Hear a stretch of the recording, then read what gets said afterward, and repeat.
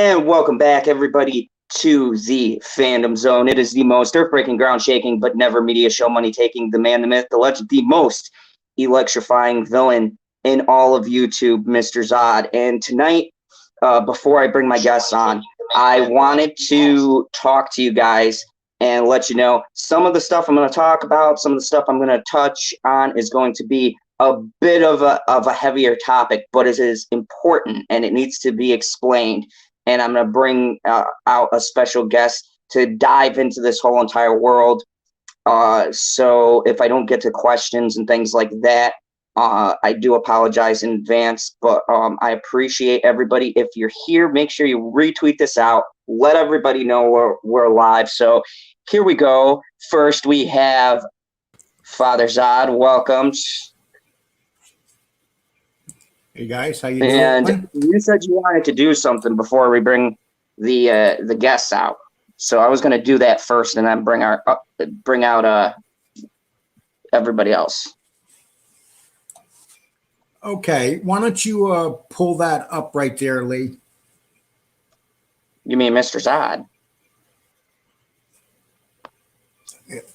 Okay, you know something? I kind of messed up on that, so take that out of there. Anyway, okay, you can bring the other guys up. Okay, so we've got, of course, my co-host, Mr. Pop Culture PB. How are you doing tonight, Mr. PB? Oh, I'm doing wonderful. It's 65 degrees in the house. Fahrenheit for all of our international people. I don't know what that is in Celsius.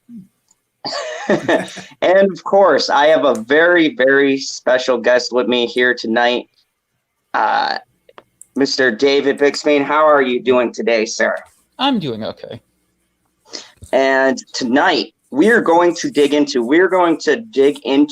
the heart, the shadows within the WWE, some cases, some things you guys might not know. This man here has been digging into stuff for many years. Between all of your articles, man, you've been doing a lot of research and digging into them and bringing out these stories. So we're going to talk about these things. And look, if you're a WWE fan, that is great. Never discouraging that. But there is some ugliness. There is some truth that has to be brought out tonight, and some things that have to be said, because like I've said before, the WWE, I will hold them accountable for the things that they do, and they should be held accountable. So let's get started. Father Zod, I know you had some stuff you wanted to lead into, so we'll start with you and kind of go from there. Yeah, why don't you, if you could pull up that article, I'd appreciate it. And just so you know, I know, what do you say, about 3 years we've known each other, Dave? 3 years? Something like that. Because, yeah, I originally, I can give the whole story, basically. As far as looking into the Ring Voice stuff, I don't even know if I've ever told you this. Sure. Okay. So I was going to be doing an article about Linda McMahon fairly early in my time writing for Deadspin. But it was like they were in the process of switching company lawyers. So they were farming it out to freelance lawyers, and they kept contradicting each other when they did the legal review of my article. So like they were saying to get court records of anything that they could to back up the parts where it could be done. And that sent me looking for stuff, and that sent me finding so much stuff that I had to take a break, blah, blah, blah, before eventually publishing that article with Business Insider last fall. And yeah. That's how I know you, and that's kind of part of how we got. And well, it's been a pleasure, because you've always been straight with me and very honest, and you are one of the true investigators, because you turn up stuff that nobody else would ever dream of getting, and how you get it is pretty amazing. I'm not going to go over that, but I just know the stuff that you got is pretty amazing stuff. And if more reporters were like you, they would actually they don't have to go to Google to look up the information. You find stuff that's not even on Google, Right. You go out there, you do that hardcore old time investigating. Well, thank you. Well, I want to talk about so the first person we're going to talk about tonight, I'm not going to be around this long tonight, but this young lady here, this is Nancy Argentina. Argentina, would you say it like that? Argentino. Argentino. Now, she was the girlfriend of a wrestler named Jimmy Snuka. And Jimmy Snuka came up from, she died while she was with Jimmy Snuka. He came up with a lot of different stories about what happened to her. One was she hit her head on the guardrail. He brought her back to a motel and she died. There were several other stories over the years that he made up. And this was in, what, 1984? Is that correct, Dave? May 83. Let's see. Yeah. Okay. And she was just 23 years old. She was a young, she had her whole life ahead of her. Pretty much she was born the same year that I was born. And, and this happened in Allentown, and the police, and what happened before this, a couple months before this, she got beat up by Jimmy Snuka, and the cops came to the motel. He was at that time, there was 8 cops, 2 dogs. And Jimmy Snuka was going crazy. And, if anybody knows who Jimmy Snuka was, he's a pretty intimidating man. And then also his wife, who he was married to when he was going out with this woman, also claimed that he beat her all the time. So he was a domestic abuser. But this woman died. And there's a lot of talk behind it. There's talk that Vince McMahon came in and shut it down. And you got to remember, this is 1983. Would you say at that time Jimmy Snuka was one of the big stars in the WWE? I mean, I would say he was the biggest at that time. If you mention wrestling to someone whose fandom peaked in 1983 in the Northeast, the first name they're always going to mention to you is Jimmy Snuka. They're always going to mention Jimmy Snuka and tell you about how they used to pretend they were him jumping off their dresser or their whatever. It's always the same story. That's when someone was a wrestling fan and we're from New York or Pennsylvania or New Jersey or whatever. And there was a fascinating story I heard that remember when he got hit in the head with the coconut, and they said it was scraped on one side, and Roddy Piper accidentally or not turned around and actually hit him with the coconut, and the coconut actually broke on his head. The gimmick. The part that they did not fix. It was not gimmick, and a lot of people said that Piper did that on purpose. So, who knows? But if you remember that skit, and I remembered it as a kid, you've seen that whole thing fly all over the place. Yeah. And that's what he used basically for years after her murder, nothing was done. The family sued Jimmy Snuka, and about a year later, they won a big settlement. Well, no. They won a default judgment, which he didn't pay. I believe he filed bankruptcy. Yes, he did. And what I find fascinating about that is he was a gambler. He was still making money. So I don't know how he hid his money, but it was pretty clever however he did it. And the family never got no money for her death. So eventually... I have an idea how he might have hid money. How's that? So when they sued him, it was in 85. It was, I want to say, either right before or right after he left the WWF. And the thing is, he writes this letter, to the judge to say that he can't afford to represent himself in a lawsuit and stuff like that. And he says that he's currently not working. He had to move back to Hawaii, all this stuff. The thing is, was still working throughout the year in Japan. And it's not exactly a secret that, at least in those days, foreign wrestlers who got booked in Japan were paid in cash. And those were very that's right. Stores. So it's entirely possible he was still making a decent living, and also it's 1985. It's not going to be easy for the average person or even a law firm to find out that he's, still wrestling and making money. So it would not shock me if he's still making decent money, but it was all his Japan income. But he was making $10,000 a week or $10,000 a tour, maybe. I think it was $10,000 a week at that time. Yeah, and I remember Japan was famous for that, paying them by cash. And that's a great point. I never really thought of that, but hey, that's why I like talking to you. I always learn something. So this Nancy Argentino, she was, as you can see, she's a beautiful young woman, and it's sad because they said that after she got injured, he waited for what, like an hour before he called anybody, 45 minutes to an hour. Oh no, it was much longer. No, he. Oh, it was. According to his version, and I mean, this part of it seems at least somewhat true.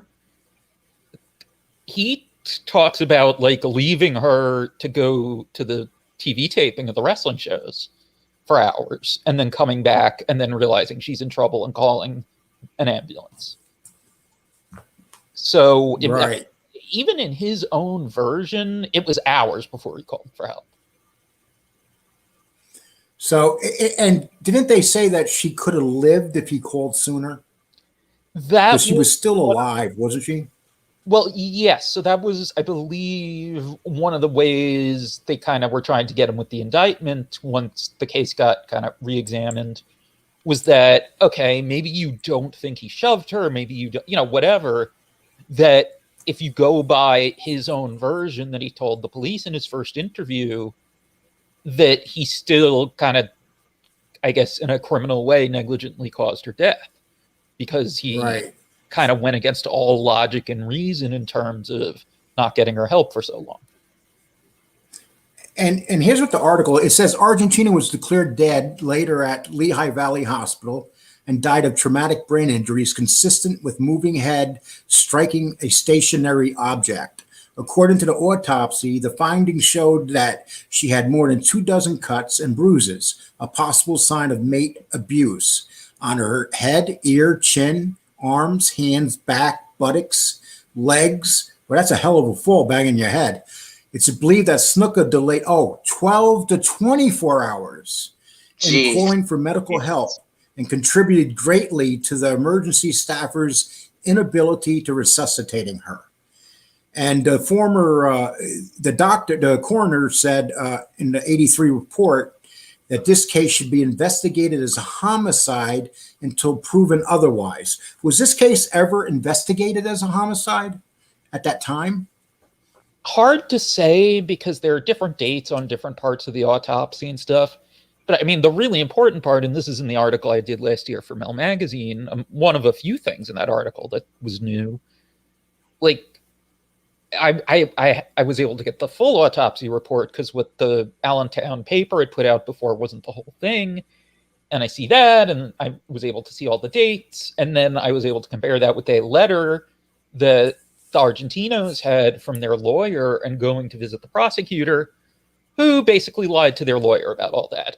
Said that it was ruled an accident, said that the autopsy report had never been transcribed from the coroner's audio notes, said there were no other injuries. I don't remember exactly, I'd have to check, but I think also said that there was potential credibility to Snuka's claim that she fell by the side of the road, even though the autopsy report also said that was highly unlikely because there was no dirt in her scalp, there was no micro tears in her clothing, nothing that would suggest she had fallen outside the confines of a carpeted hotel room. Yeah, he did an interview where he kind of messed up years later, where he said that she was coming across some watered area where she went to the bathroom, and then the next thing he noticed, she fell down and hit her head on a guardrail. Right. And then he put her and he never brought that story up before. It was a brand new story.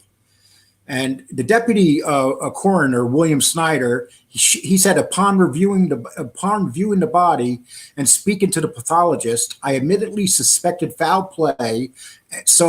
And he so notified the district attorney. Charges were not immediately pressed, but the case was left officially open. In 1983, Nancy Argentino's family hired a lawyer, and they sued. Not sued. What was that you said they did? Well, they did sue. No. So they file a wrongful death lawsuit. He doesn't bother defending it. They win a default judgment. He soon files bankruptcy, and they never got anything. Then we go 30 years later. Can you imagine that? They put the case to the side for 30 years. That's amazing. So, it's obvious here that they knew that this was a very suspect situation, it's so obvious. So, this whole thing stinks. Oh, absolutely. That they put this, there's no doubt. And when you have the coroner, you have the deputy coroner saying that this looks like a homicide. And despite the fact that two coroners said this, they ignored them. The district attorney pretty much ignored them. And then there's a talk about Vince McMahon showing up, a talk about a briefcase. Do you know anything about the briefcase? Okay. Well, I can break this up into two parts. So, I forget the exact date. I want to say it was about 2 weeks after Nancy's death. Snuka came in for a second interview, joined by Vince McMahon. I forget if there was a lawyer with them, and meeting with, I believe, district attorney, I think maybe an assistant district attorney, and I think maybe the police chief. I'd have to pull it up to refresh my memory on that. But the thing about that's curious is, unlike all of the other, witness interview summaries, there's nothing in the actual case file about what was discussed. So that's that side of it. As far as a briefcase specifically, Snuka, for some reason, not that he was necessarily of his right mind at that point or anything, but Snuka, when he did his book, The Ghostwriter, he said that something to the effect of, and it's in the article I wrote, but something to the effect of, I remember him bringing a briefcase and not leaving with it, which I don't know why he would make that suggestion himself. It doesn't really seem to be the most self-serving thing to say, but he did. Right. And PB, do you have any questions about this? Do you remember this story, PB? Like, do I remember the story? No. Do I remember the scene that happened? Yes. But I didn't know all of these things that were happening after the fact. I only know what I saw on TV. So do you find, like we're talking about it right now, do you find some of this stuff kind of surprising? With the autopsies and I find it less surprising because of all of the streams that we've done over the last, 2 months or so, 3 months, something like that. So it's far less surprising. But if we would have done this like before Thanksgiving or something like that, I'd be like, wait, what? He said what? Or wait, why do you have to go to a lawyer for this? What? Why can't we just skip over that and you just take care of him? Just take care of the problem here. How about you just accept responsibility because it was a stunt gone wrong and you help somebody out? No, we don't want to do that. Wow. And now Buddy Rogers, I see Buddy Rogers pop up in this story. Mm-hmm. So who was it that was related to Buddy Rogers? Okay, so Buddy Rogers, old wrestler, retired at that point. He was like the Babe Ruth of wrestling, basically. Oh, he was a huge star especially the 50s and early 60s. And they brought him in to kind of, sorry, I'm trying to get the right angle here, to be Snuka's manager on TV and help him, turn and become a good guy. And also to be his babysitter on the road, because Snuka's coke problem was getting very bad, and eventually he refused to ride with him. But they lived near each other in New Jersey. Their wives became friends. And, decades after the fact, when the grand jury was convened, Buddy Rogers' widow testified to the abuse that Snuka's wife, Sharon, had suffered at his hands. Okay. And then Snuka claimed that at the funeral, he went to the mother, and apologized. Well, not apologized, said he was sorry what happened. But the sisters said that he showed up in a pair of shorts, was totally disrespectful, and never said a word to anybody. So, I don't know who's telling the truth there, but I don't see why the sisters would lie about that. This is the thing. This is the thing that upsets me, that people need to break their illusion about. And Father Zod, you've gone through this, but this is the illusion that people are under, that these guys are all nice guys because you watch the WWE, you see them on the screen, right? You see Jimmy Fry Snuka doing this amazing, like, what do you call it, the Statue of Liberty when he did that jump, right? The dive. Superfly. And people, yeah, I mean, people loved it. And when you see the guy, he's a protagonist in the WWE.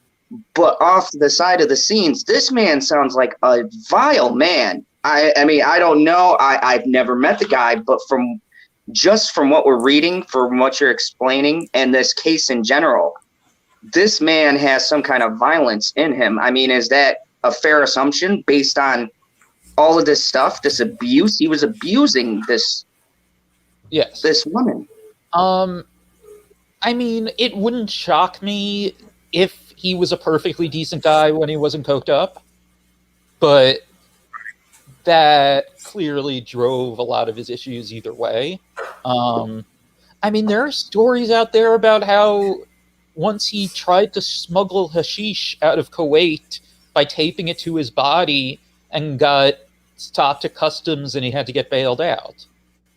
So then my question to you would be, would you say for what was going on with him, would we say this was a drug issue, or was this a personal issue? Was the drugs that he was clearly taking and the stuff that he was doing, was that the effect, or was this the responsibility of the person, the man himself? Because we do know when you get addicted to drugs and things like that, it changes your personality. But where do we make that distinction? I mean, is this the man, or is this clearly his habit? I mean, it's both. It's both, because you can't absolve him of responsibility, even if you could give, an allowance to the possibility that when he was clean, he was okay. But still, like, he did what he did and what it looks like he did. It's a little weird to talk about because technically he was never convicted of a crime, but he did lose a civil judgment, by default. So it's a little, kind of an OJ situation, but not exactly. Yeah, those legal happen. And to be fair, Herb Munchnick, isn't he the one that's considered to really research this? Yes. Pull up stuff, before anybody else. That's why, because I remember when Herb's Wrestle in Babylon, when you read about this, the story was so good and it was very well investigated. You would think at that time that the Department of Justice or whatever they would use down in that area would have come up with something, and they still waited even after Herb's his story on this. Nothing still happened. Well, okay, so here's the thing with that. So when Herb first wrote that story, he wrote it in 92 because he was supposed to be doing a much bigger feature on all the WWF scandals for the Village Voice. They ended up killing the piece and then refusing to pay his fee contractually, and he had to sue them.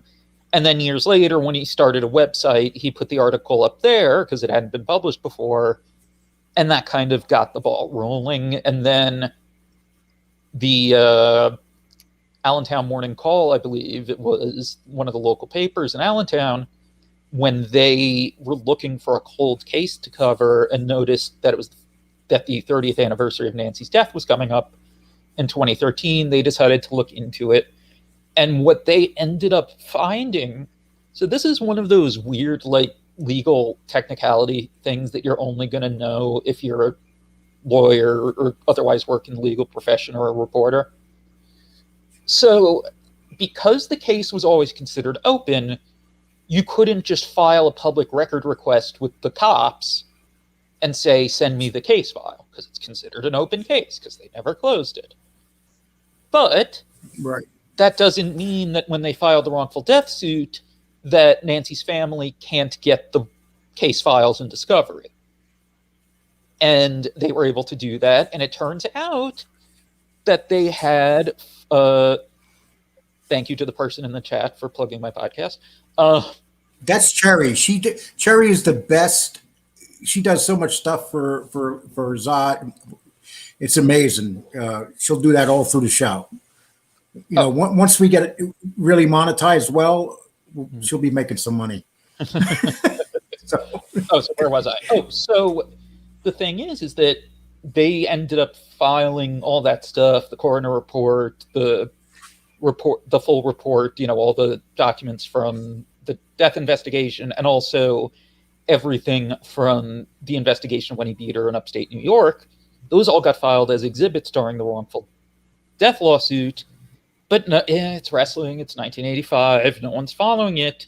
And then, turns out when the morning call reporters go to the National Archives facility and pull the case file, they find, oh, wait, there's this transcript of Snuka giving a contradictory explanation. Here's this autopsy report that says it was a homicide, et cetera, et cetera. And then, with my article last year, it was that there was the thing I mentioned earlier. I also had that it turned out that maybe every newspaper that reported on his arrest for the incident not the death, but for the abuse incident at the motel in New York, that maybe everyone got what he was charged with wrong, because I had ended up getting his immigration file and it had a different set of charges. And so there was that. And then the other thing was that from that previous incident, which her sisters do believe was the first time he hit her, that it said, well, no, it didn't say in that file. It said in the Pennsylvania file, when the Pennsylvania cops called the New York cops, one of the New York cops told them that Vince McMahon had urged Nancy not to press charges. Which no one ever knew before. And then we get to this part right here. Vince McMahon saves Snuka from a trial. The original investigation went cold in '83 after prosecutors met with Snuka and the World Wrestling Federation's Vince McMahon in the district attorney's office law library. There is no record of what they talked about. Still, Judge Robert Seenberg, and assistant district attorney at the time, was there and remembered that Vince McMahon did all the talking but was cooperative. And he said, I remember McMahon being what McMahon has always been, very effusive. He was very protective. He was very protective of his showman. He was a mouthpiece trying to direct the conversation. Snuka does not mention this in his book. That and the details are hazy, but he went with Vince McMahon to court or a law office, and that Vince had a suitcase. He doesn't remember if money was given to the family of Nancy Argentina, but he knows for sure that he did not hurt her. So you talked to the Argentinos, is that right? Yes. And did they say anything about them ever getting any money from him? Oh, no, they never got any money from him. What happened was, this is in the Dark Side of the Ring episode too, that one day, I don't remember how long it was after Nancy's death, but they got a call from what they referred to in the Dark Side of the Ring episode as Snuka's promoter, air quotes, offering some kind of $25,000 payoff. I think it was. Okay. $25,000 for a dead sister. Go figure that one out. Yeah, and their mom basically cursed him out and hung up on it. Yeah. And it says 4 months before Argentina died, Snuka was charged with assaulting her in a New York Howard Johnson motel. Police say he also battled with responding police officers. He was charged with second and third degree assault, resisting arrest, obstruction of governmental administration. However, he accepted a plea deal and dropped all his charges in exchange for pleading guilty to harassment. Oh my God. Well, so that's Argentina what I'm swore about, in though, that according to his immigration file, because what happened was he had lost his physical green card and needed to get a new one, and they do a new background check when you make that request. It said he was, I want to say it said he pled out on, I think, 3 different charges. So I don't know why everyone would have gotten it wrong. And when I say everyone, I mean local Syracuse papers, Associated Press, UPI, all of them had this harassment thing. But, when I wrote the article last year, I called, a bunch of courts got merged because of COVID, but I called the court that would now have jurisdiction. And they said, the records might not be accessible right now, but if you have, I forget what the name of the type of document I had was, but if you have that, then that should be considered more reliable than a newspaper article. And Snuka says the night that, now poor Snuka, after you read this, you feel so bad for him. The night ruined my life. If I was guilty of anything, it was cheating on my wife. And that was it. Nancy was a good girl. I'll never forget what happened to her. He adds, sometimes being trapped with my thoughts can be more painful than any injury I've suffered in the ring. Okay. Days after Snuka's arrest, the WWE, this is what really gets me. They mean the 2013 arrest, by the way. Yeah. Or 2014. Days after the Snuka arrest, the WWE erased his Hall of Fame profile and all images and videos from its media sites. However, as of this publications, you can find images and videos of him restored on that site. So basically, this is what they do, getting back with Tom. I wonder how the WWE stays so busy. I mean, covering stuff up. It's incredible. I never really looked into this whole situation with Snuka, but I did a lot of reading on it today. And I'll tell you what, I'm dumbfounded. I thought cover up with my brother was bad. I mean, this is like, wow, this is a murder charge. This is a dead woman. And the way this whole thing was covered, and this is what we're going to be talking about in the next month or so. We're going to start talking a lot about things that's happened in Vince McMahon's company that he is responsible for. But I mean, the cover-ups here are like immense. I mean, this is one of them. Tom was one of them. I mean, I can imagine you must know of many more cover-ups than these two. Would you say that? I mean, I don't know if I'd use that word just because I have to be more careful, but I mean, there's certainly rumors. I mean, okay, I'll put it this way. I haven't listened myself, but someone I'm friendly with messaged me to say that Vince Russo, who's not normally the most reliable person, but used to work for WWE, wrote the TV, wrote for the magazine and stuff. Apparently, he said on one of his podcasts this week something to the effect of that they've covered up so many things that could get them in trouble if it went publicly. Again, I have not seen this yet. I want to stress that. If this is inaccurate, I apologize. But I mean, you have someone who... You don't have to apologize for some ridiculous thing that Vince Russo did or did not say. He said anything and everything under the sun. It's one of his special skills. Yeah, I do. That's PB. Well, actually, wait a second. Do you guys know how Russo ended up in the WWF sphere in the first place? No. Oh, wow. Okay. You're going to find this very interesting then. So he had a video store on Long Island, Will the Thrill Video, and fan Andrew Goldberger had set him up with John Arezzi about maybe sponsoring his radio show and setting up wrestler appearances in the video store. And he ends up partnering with Arezzi in a new company and doing a newsletter.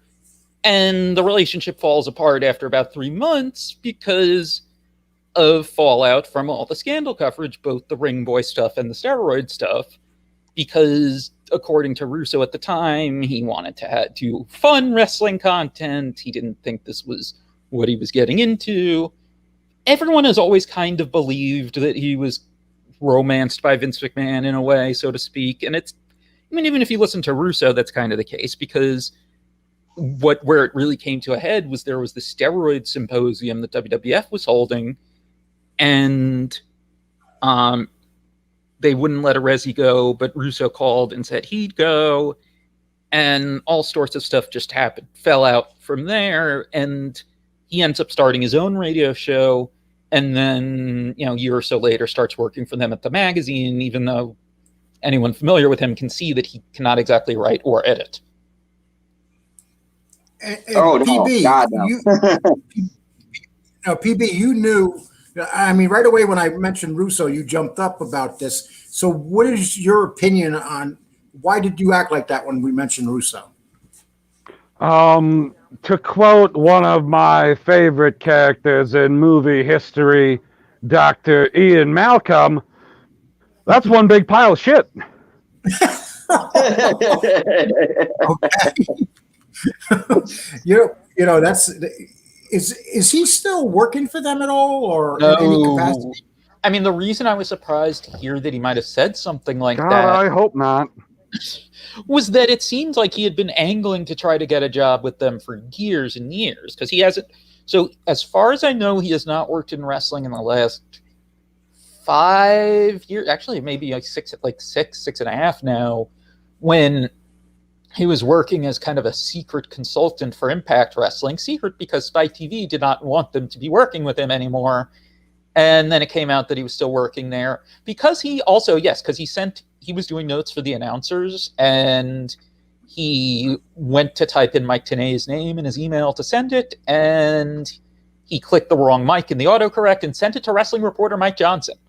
So he accidentally revealed that he was secretly working for them. He ends up on the way out. Spike TV cancels Impact, and I don't believe he's really worked in wrestling since then, except for sometimes with a small promotion in Colorado. Well, if Vince McMahon tried to woo him, Vince McMahon doesn't woo anybody unless he could really see that it's good for Vince McMahon. So it makes you wonder why he thought that. Well, Russo even says in his book that they offered to pay for the time if he could get a Resi's radio slot, which didn't happen. He ended up starting a smaller radio show on a smaller station on Long Island. But, it seems like he was just kind of brought into the thrall, and exactly what happened, I don't think we'll ever know, but I certainly think it's more than he admits to. Well, I'm going to be leaving very shortly. I just want to say one other thing. I did a show the other day with Monty and DeFaro. Have you ever watched that show, Dave?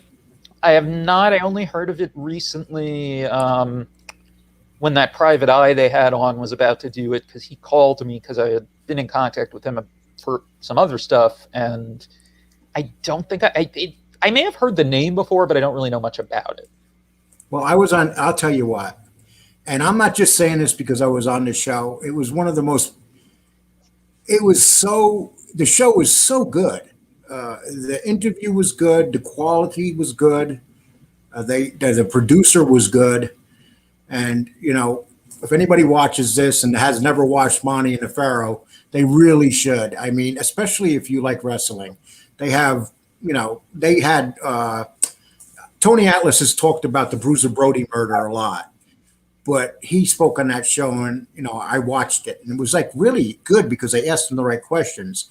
And when I was on there, they went after me on some tough questions. They didn't hold back at all. And if I didn't come up with some good answers, they're going to rip me apart.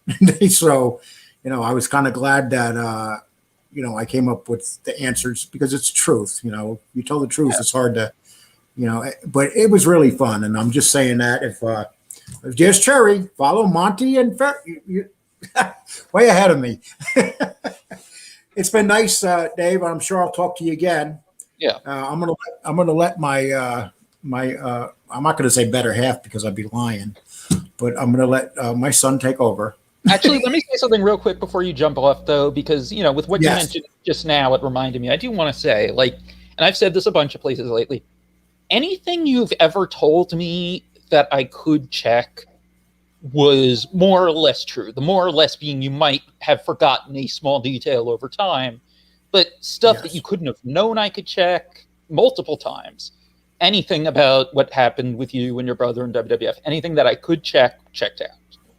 Yeah, what's funny about that? Want to say about you and old bullshit, with when you were younger or whatever. It's that doesn't matter. Everything you've told me that I could verify has been true. And I told you something one time. It was pretty funny because I told you that you asked me why I was missing my probation and stuff. And then I told you that my probation officer killed somebody, his mother, and that he went to jail.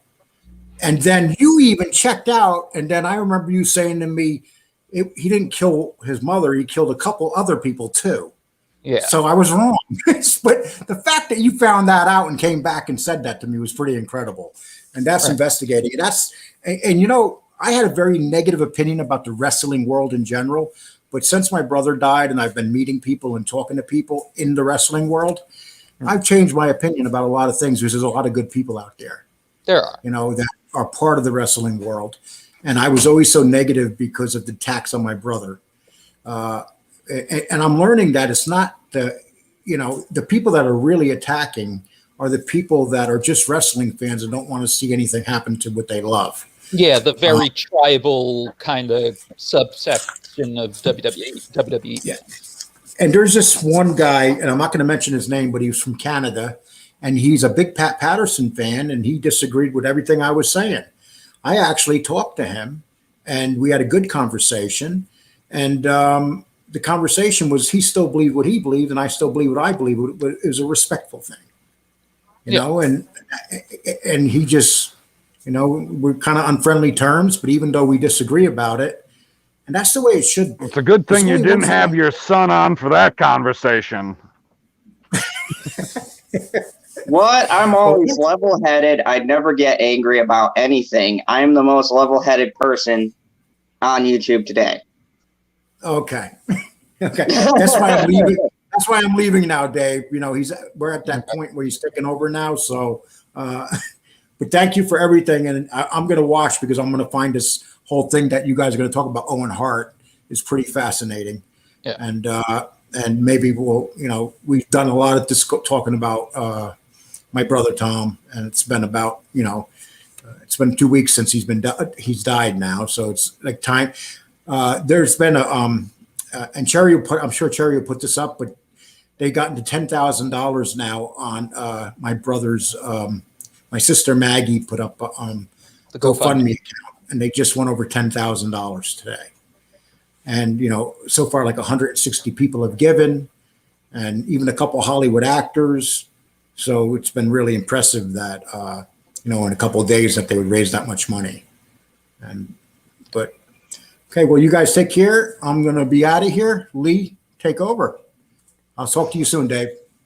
Talk later.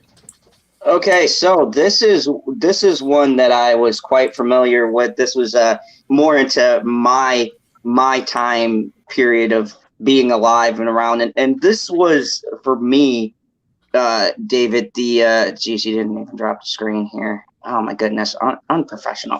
So this is after you emigrated from Krypton? Yeah, this is after the immigration for Krypton. But this is the one that is a big one.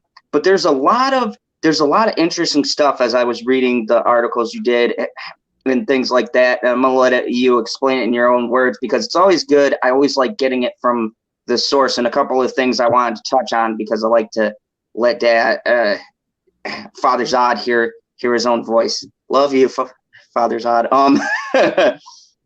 Just a couple of things I wanted to touch on with this. And I wanted to have you explain it because, one, I commend what you do. To me, you're one of the last real journalists in the sense of the world left out there, you know, that actually do your research and dig into this stuff. Because nowadays, they don't do that, you know. They don't fact check. So, Owen Hart, right? Most people know that story, right? He was supposed to drop into the ring. There was a problem with the harness, and he wound up falling. Yeah. Now, could you tell me? That's not the story that I heard. The story that I heard was that he didn't want to use the harness, and he fell. No. So, yeah, okay. See, there's two different conflicting sides. So, Mr. David, sir, tell us what happened, and there were other things responsible for this that most people don't know about. So do you kind of want to lay it out for anyone who hasn't heard this, who maybe doesn't follow wrestling and they don't know this tragedy? with Owen Hart. Okay. Well, let's start with just the broad strokes, the parts that people generally know and, you know, what most fans just would have known before the last few years. So Owen Hart, you know, Bret Hart's youngest brother, wrestler in WWE, and I guess it first happens in late 98. They don't really have anything else for him, and they do this gimmick where he switches to his original WWF gimmick, which was this masked character, the Blue Blazer, but with him being kind of deliberately hokey and doing parodies of Hulk Hogan in a way, and also his brother, in kind of, but not exactly, and Sting, you know, who were all in the rival company WCW at the time. And one of the things that Sting did was he rappelled from the ceiling, you know, regularly as an entrance and stuff. So in November 98 at the Survivor Series pay-per-view that year, they do a thing where he's coming down. This is the first time he did anything like this.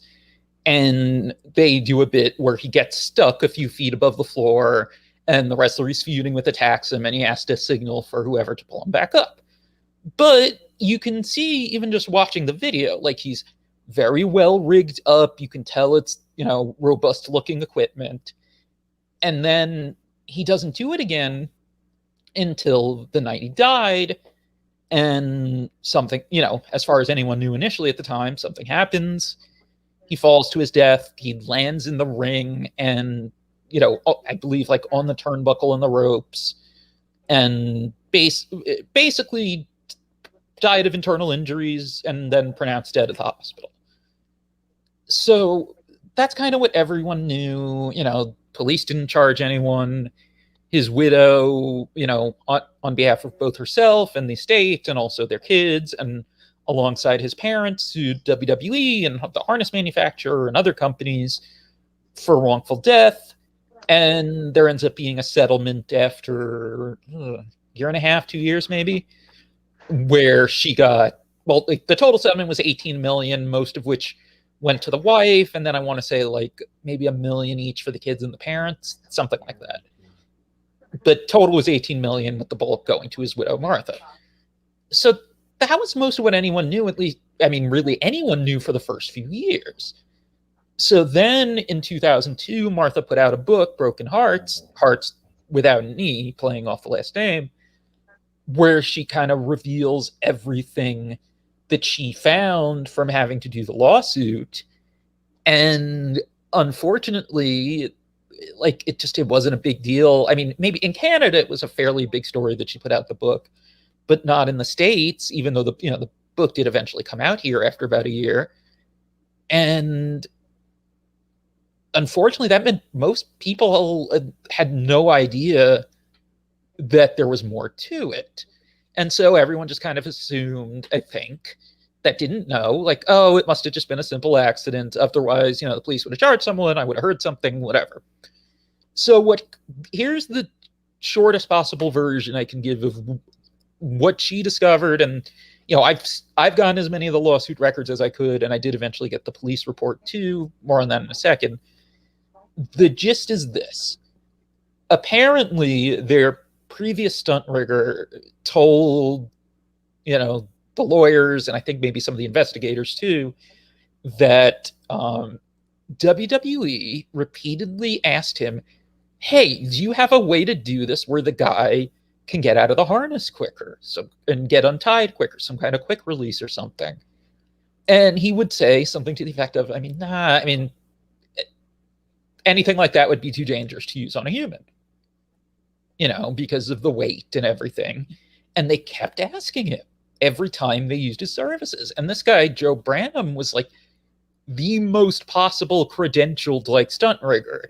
He was the guy who did the flying type stunts for NSYNC and I think Garth Brooks, that type of thing. So he was a very well-regarded figure. And what happened was, about a week or so before Owen Hart's death, they wanted to do the descending stunt again. And how do I put this? They end up delaying it to the pay-per-view, but what happens was they called the same rigger as usual. He said, I'll do it the same way I always do it, and he quoted his price. Then they said it wasn't in the budget. after a little bit of time, he freaks out, especially because that show that they were going to do it on, that they didn't do it on, was in Orlando. And Orlando had a lot of like less credentialed stunt riggers who might be less principled, who might be willing to use something like that kind of quick release. So he freaks out and he tells his assistant, who's also a stunt rigger, call them, offer to do it the safe way, and undercut me by however much it was. I want to say the price had been $5,000 and he said to offer to do it for something like $3,000. And when the assistant calls, he said, I forget which answer he was given then, but I think it was that the stunt had been postponed or something like that. And so Bobby Talbert, who was the rigger they ended up using, was a guy who worked in Orlando at the Universal Stunt Show.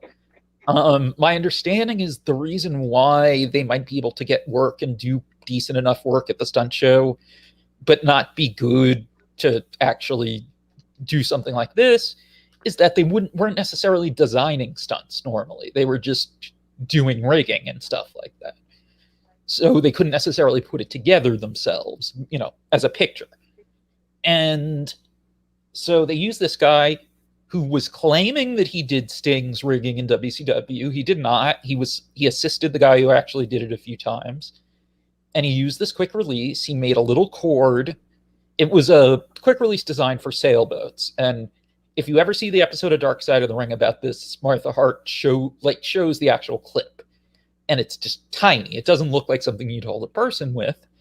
And he tied a cord to it, secured it to Owen's cape or something with some, gaffer tape. And it had just enough slack that what it's believed happened is that Owen adjusting his cape caused it to go off. That there was just enough slack so that if something touched it, it could go off. It was like a very small amount of pressure. I forget how many pounds, but less than needed to fire a gun. Jesus, PB, let me go to you first. What do you this little bit right here? Because this is so irresponsible. And look, at this juncture, I don't know if necessarily this part you could blame on the WWE. This sounds more like the two riggers doing this. But who hired the two riggers, guy? Oh, right, and they sought out a more dangerous way to do it. That's the thing. So this isn't like Randy Orton almost lighting himself on fire because he's got the gas too close to himself like a putz. This isn't that. This is them going, hey, we know that we're doing it the safest way possible, but we don't want the safest way possible. We want the fastest way possible. You don't build a building the fastest way possible. You don't build a bridge the fastest way possible. You do it the safest way possible because you're talking about people's lives. He's rappelling dozens of feet from the ceiling down to concrete. You don't want to be doing that fast. You want to be doing that safe. I mean, the fact that, and let me just ask you something with this whole thing with them using the budget thing. Do you think and we don't know because we probably can't get the figures or whatever else, right? But do you think this was more of a, hey, we're on budgetary constraints, or do you think it was, hey, we didn't get the answer we wanted to do it the way we wanted to do it? Because that's what it sounds like. My guess, I think, is both. I think it's a little of both. They had asked the guy so many times, and he had turned them down so many times. I don't see why that would have been I'm not sure what would have been the reason they decided to do it that time and not another time. But what was the other thing I was about to say? Lost my train of thought with that. But the fact of the matter is they kept being told, no, that's a bad idea. That it's unsafe. It could kill someone. And that's what happened. And they completely ignored it Shalena says. No, that's. Go ahead. Shalena says, so then this is the guy who killed Owen Hart, this stunt coordinator, and the WWE instead of doing it right. Yeah, I mean, basically that's what it sounds like. They didn't want to do it, and the whole idea too, like a little clip, the taping it out, even just saying it out loud, the way you're describing it doesn't sound safe. And we're not even there. No, Could you imagine what it looked like? Sounds like they hired, gosh, I can never remember his name, from the Red Green show, and he brought his roll of duct tape, and he's like, I can build you a harness. You can get out of it real quick.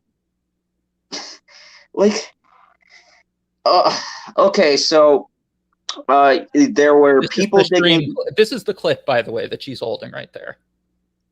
Hold on a second. Let me pull it. Oh, wait, did the screen share not work, or? No, I don't got anything on my. Okay, sorry about that. Well, I'll send you the. Let me just take a screenshot and send it to you then. I'll do that. But, anyway. Go ahead as I send that to you. Yeah, it's one of these situations where this is astonishing. Now, I was reading some interesting stuff about Martha and going for the insurance claim and all that. Now, she started getting into a big thing with the WWE. And do you want to lay that out for us? Like, why did she start getting into this battle? Because I was reading through the article. You mean last year? Yeah, last year. What happened that sort of caused this rift? Because she really went in on him on a lot of stuff. So last year was, in their second season when Dark Side of the Ring did their Owen Hart episode, and they ended up reaching out to Martha and working with her and her kids. And because, that was coming up, and because also she knew this was going to be the first time that a lot of people heard the real story of what happened, that, she did various interviews, and I talked to her for Daily Beast and all that. And then WWE's lawyer, Gary McDevitt, started reaching out to some of the outlets that interviewed her and, commenting on some things. And one of them was saying that she didn't actually care about finding out what really happened, that they were the ones trying to do that. Yeah. So that kind of obviously set her off, and that's why she ends up replying the way she did, which you can see you just search my name with Daily Beast and Owen Hart, it should come up pretty quick. And I am DMing you the screenshot right now on Twitter. All right. Wonderful Twitter. Yes. Oh my goodness. And I see. Unfortunately, I can't pull anything up on my screen. But yeah, I'm definitely going to share this around. So Zod is technologically impaired. Yeah. I'm gonna post some of this on Twitter. But yeah, I mean that is crazy. It's like this tiny little harness, and it amazes me because this is such a lack, and I think this has been a running theme in this, right? A lack of accountability seems to be going around, or not taking responsibility for actions. I mean, with Jimmy Snuka not taking care of that when that was an issue, and now you have this, and they're not following basic safety guidelines. I mean,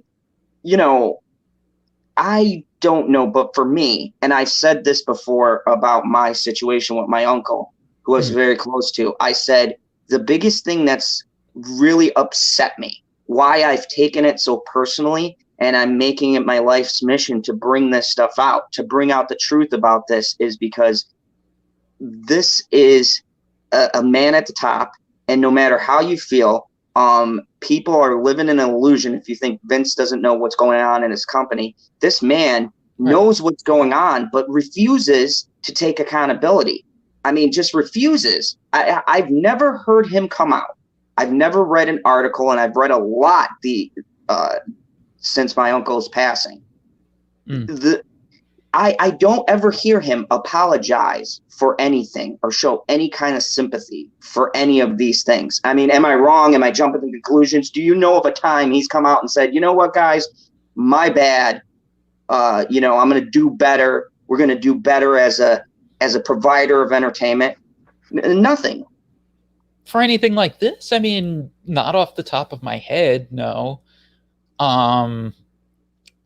Trying to think, like, if ever, I mean, with more minor stuff, he'll, you know, he's apologized occasionally, but by and large, I mean, no. I mean, you know, with the Martha Hart stuff, like, I think she mentions it. I know she mentioned some of the interviews promoting it. I think she mentions it in the documentary too, that, you know, Vince went to newspapers in Calgary and said he paid for the funeral. And she was like, no, they didn't pay for the funeral. They had paid for like some accommodations for, you know, loudspeakers and stuff so the public could hear it. I think that was it. But no, they didn't actually pay his funeral expenses or anything. So they got into a whole public pissing match over all that too back in '99. Like once they knew that a lawsuit was inevitable, pretty much. This is the thing that's disgusting to me too, because at this time, most of the Harts were gone from the WWE. Owen stuck around. He stayed with the company. I imagine, you know, even against, you know, because it was very well known Bret had personal issues with Vince. Yes. And they butted heads like, you know, off to the side. This is like backroom stuff. If I remember correctly, they hated each other. I thought that from what I heard, I thought Vince's head made contact with Bret's fist in Canada. Like, so let me ask you, after this happened, from the end of like Bret, I know he was devastated. He did a lot of things about it, but you know, do you think this also kind of fueled more of that fire, like the real life disagreements they had? Do you think that has he ever held Vince responsible for this? It's hard to know exactly what's up with Bret. He had a falling out with Martha after the lawsuit was settled. She says it's over, that he had asked to see if there was a way that she could get him rights to license his footage, because he was always scared, because he always had kind of an artistic mentality to wrestling, that now that he was on bad terms with WWE, no one would be able to see his matches again. Remember, this is before streaming, before the DVD boom, etc. And he even admitted in his book that he had asked her if she could try, which is a little... But it's hard to say. Like, in his book, like, he even said, like, that she wouldn't tell him what she found out about how Owen died, which I find Bret Hart's book to mostly be pretty credible. That's one of the very few things in there that I don't buy. I'm sure it's more complicated than either of them have said, but so there was that. They have their falling out. You know, Martha's not really staying in touch with with the Hart family members. And after Bret had his concussions and his post-concussion syndrome and his stroke, after Vince called him in the hospital, they sort of got on better terms. They put out a DVD. And then as time went on, he got more and more in the mix with them. And, is basically back in the fold. I mean, he hasn't done anything with them in a couple of years, at least, I think, other than maybe sitting for some interviews.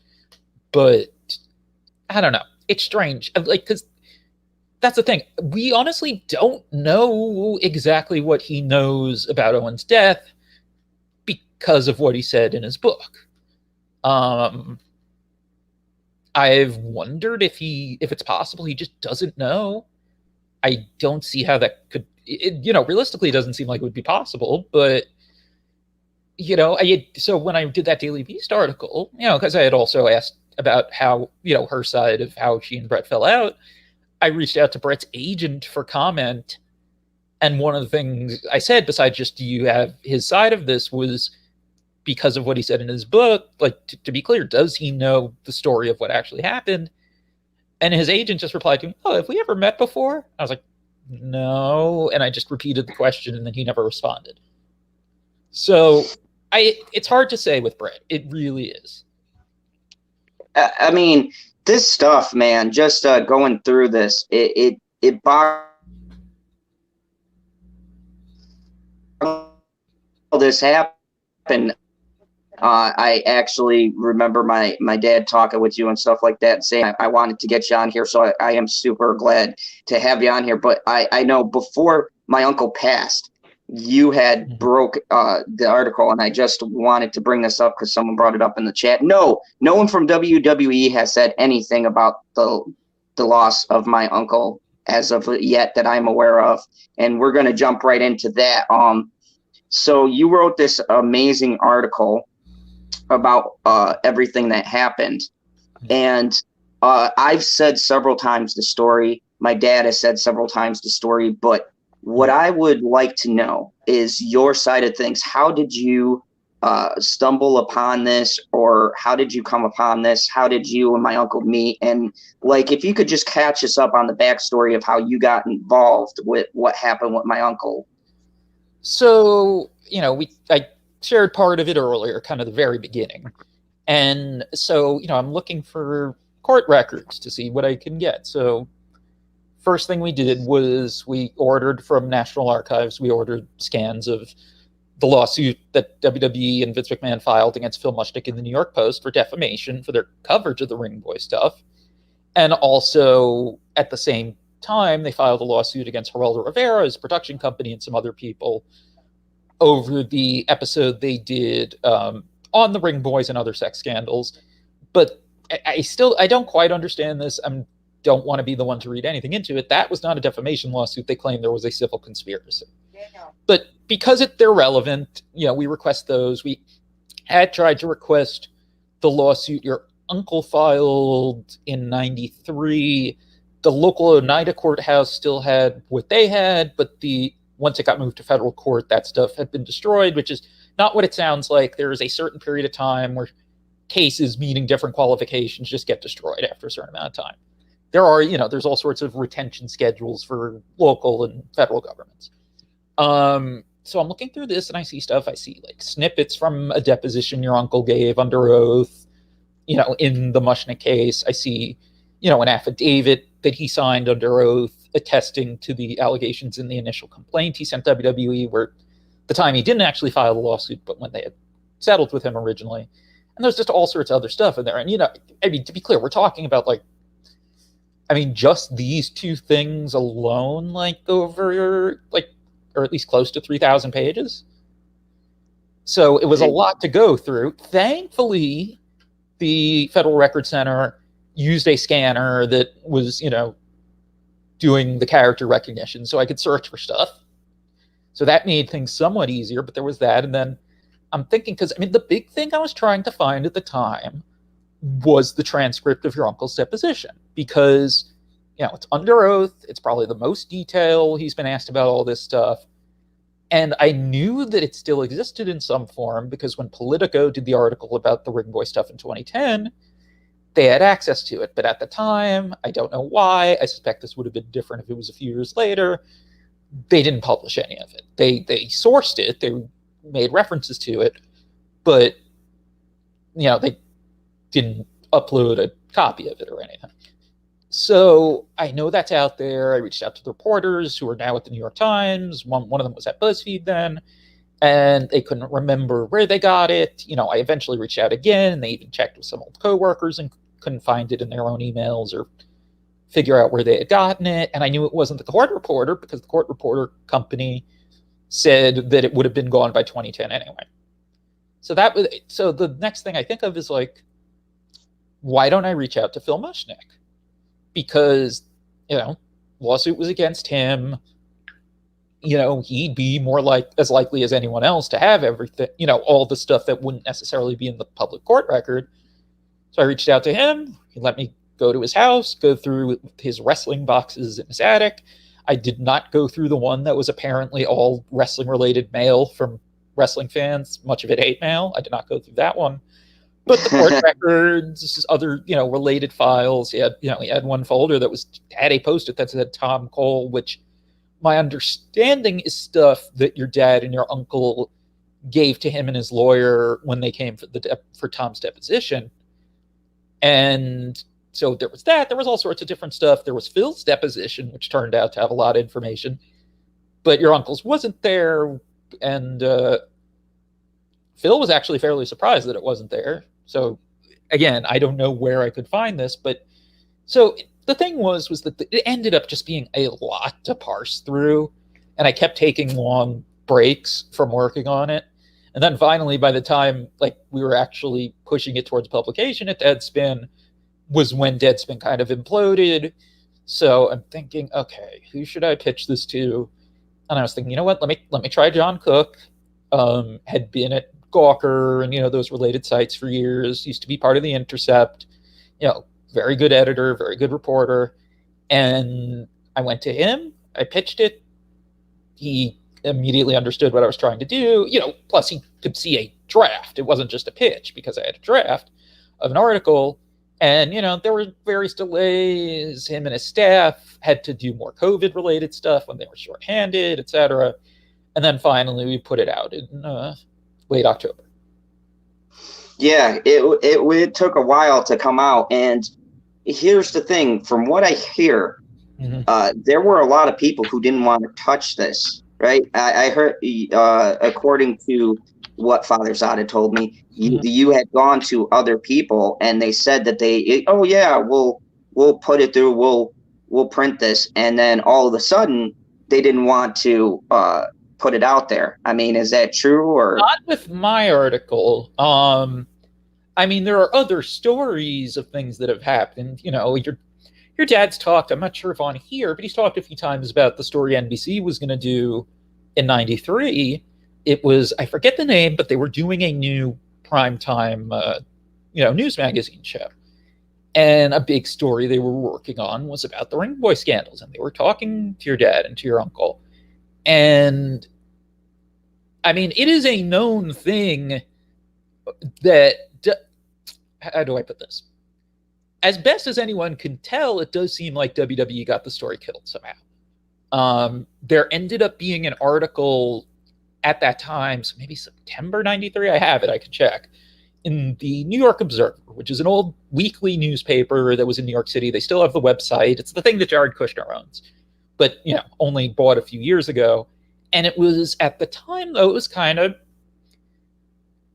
what Gawker would become, like serious news, but with a certain personality and covering stories that other people weren't willing to cover. But one of the things they had was an article by, I think it was Robin Pergrebin, who, did a lot of the really good Weinstein reporting and stuff. But there was someone trying to push to her, it seemed like, that it was going to, pun not intended, blow up in NBC's faces and be another scandal they get sued over, like the exploding truck story they did about trucks that it turned out were not prone to exploding. But so 2 years later, it comes out both in reporting by Phil Mushnick and Jack Neufeld in the New York Post, and then also by Bill Bastone in the Village Voice. Bill Bastone would probably be known these days as the guy who founded SmokingGun.com. Finding out that the secret fiance at the time, husband at the time the article came out, of one of Vince's lawyers was, according to the reporting, going to potential witnesses and stuff to influence them. And he had also co-written stuff without disclosing his involvement in the Observer that had to do with the WWF. So it's like the whole thing's called into question. And NBC, there's a whole bunch of other stuff too, where they had gotten a tape of Mel Phillips wrestling with some kids, but it was in public, and it was a former WWF employee who shot it, and he was going to send it to the FBI. Then WWF tried to get it when he changed his mind, and then apparently the feds seized the video. There's a whole thing, but that just the story didn't happen. I mean, that's probably the biggest example. I mean, I know your dad's talked about other people that he talked to that didn't end up following through. And it's and I've talked to him about this. That I understand why he could be paranoid about stories not happening. or anything like that because it had happened enough to them. But there's not anyone I can think of that I pitched it to that said too hot for us or anything like that. Now, here's the thing that is troubling, and this is the thing that really upsets me about this whole thing. And the more, see, when this was going on, I was younger, and I had gone to the WWE. I had gone to WrestleMania. I did not realize what the implications of us going there, that was them. Hold on a second. Did you just say that you were younger in the past? Yes, I did. What are you trying to editorialize? Continue. I just wanted to make sure I had that right. I did want to ask you about this a little, actually. So, refresh my memory. How old were you at the time when you went to WrestleMania and stuff? I was 9. So, when did you first learn about what happened and why you were at WrestleMania and everything? I did not find out about. I got half the story when I was like 19, and then when I got older, and I was in my 20-ish, and I was talking, and I was talking to Dad. I'm like, whatever happened? What was the whole thing? And he sat me down, and he told me the story and what was going on and stuff like that. And I was like, wow, I never knew. And I had gone out with my uncle a lot. He'd taken me to the movies. We talked about a lot of things. And not once ever did he ever mention any of this stuff. It was actually my dad who sat me down and told me what had happened. When I started doing YouTubing, we had come up with this idea to do news stuff. And based upon what you were writing, that's where he filled me in on the rest of it, the whole scope of everything that was happening. I didn't, I wanted to cover it, but I didn't want to get in depth because I was like, that's my uncle, that's my dad's thing. But after my uncle had taken his life, and for me, the day this happened, I was getting ready to go live with Mr. PB here, and I had literally gotten a phone call. I think I had myself muted, right, PB? Or I had myself muted. It was right before we were getting ready to go on, and I muted myself. You were making a technical mistake, probably. Yeah. And my dad had called me, and he told me. And when he told me, me and my dad joke around a lot and stuff like this, and it didn't register what was going on. And then I hung up the phone, and then I was thinking about it and everything else. And I told PB, and he's like, what? And so we did the whole stream about my feelings about it and stuff like that. But that was really the moment when I kind of decided this was what I was going to do. This was what I was going to bring out, what I wanted people to know about, because I've talked about entertainment and the failures of it, from Disney to WB to that kind of thing. But since I've been doing this, and me and PB have been doing this for a while now, I never had it hit me where I live. It's never been personal. Sure. It's just been us talking about it, joking around. But when that phone call happened, everything for me changed. And as I started digging into this more, and I started looking at all of these cases, and I was reading your articles, I've been reading stuff that my dad's been sending me, and listening to these other people covering it, I started realizing this is the most corrupt institute that I have ever come across. And the really crazy part about it is that no one's ever really called them out on it, or if they have, it just kind of disappears, it goes away. It gets lost in time. Even the thing with Owen Hart, all of these, they all seem to just disappear, and they seem to just slide past all of this stuff. And I said, enough's enough. Enough is enough. Someone's got to be held accountable for this. They've got to hold themselves accountable for these. And do I blame them for my uncle's suicide? 1,000%. Think about how many years he's been living with this, how many years he's held all of this in. And this company has never offered once an apology or nothing to him. They've never tried to reach out, except when they needed something. That's the only time they ever reached out to my uncle. And he had a family. He built a life for himself. And yeah, so that's kind of where I'm at with it. Yeah. And so with this coming up, and with my uncle's passing, and then